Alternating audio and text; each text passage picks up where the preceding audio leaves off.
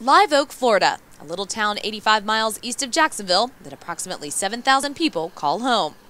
They are people who love their community. They support small local businesses and are passionate about protecting their constitutional rights.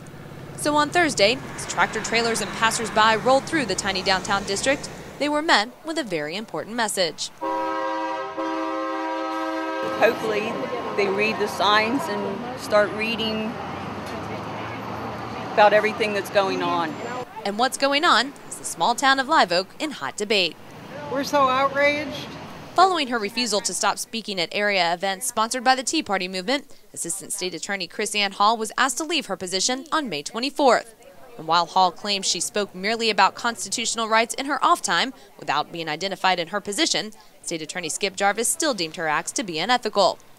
So, as expected, tensions were high when both those for and against Hall's firing gathered in protest at the state attorney's office Thursday, despite the fact that everyone did so because they believe in the First Amendment. If they can silence one of us, they are going to try to silence us all, or those of us who disagree. I've got it right here, what it says about our First Amendment, that we got the right to free speech. Free speech, right. You know, how can you... and how can anybody, say that I'd be a nurse or I'd be a doctor? Is that all I can be? You know, if we lose freedom of speech, which this is downtown Live Oak, Florida, this isn't D.C. If we lose our freedom of speech here, this country is gone. But the hope today is the people out here, that they are standing up, that we do have a voice. And I believe that the country is waking up. Is this really where we want to wind up? Is the path we're taking going to ultimately lead us to a better country, or is it going to remove part of the rights that we think we're entitled to?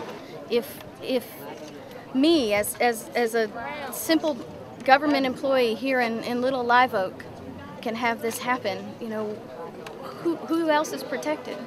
Who else is vulnerable? She took an oath to the Constitution, and she will not give up a job for her belief in the Constitution, and she'll continue teaching it. Now that's what it's all about. Well, we're standing up for Mr. Skip Jarvis. I think that she, in effect, is removing my freedom of speech because of the fact that she has that much power. She needs to remain neutral, and I think she crossed that line. And now the question is, what's more important, the Constitution or the state's rules of conduct for an employee? And that's a decision for the voters to make. Our Constitution belongs to the people, not a party.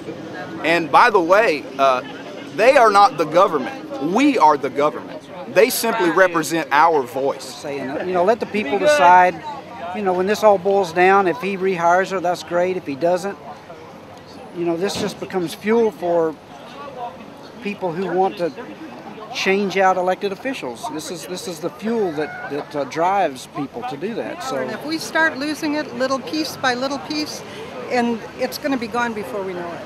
And when our grandkids say, why didn't you do something? We're doing everything we can, and we're not going to stop.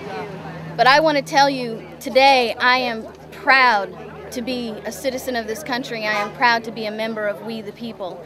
And this is just such a wonderful expression, and I thank you guys. Thank you. Yeah. Look for more coverage of the Krisanne Hall debate in the Florida Times-Union and on Jacksonville.com. For Jacksonville.com, I'm Amanda Warford.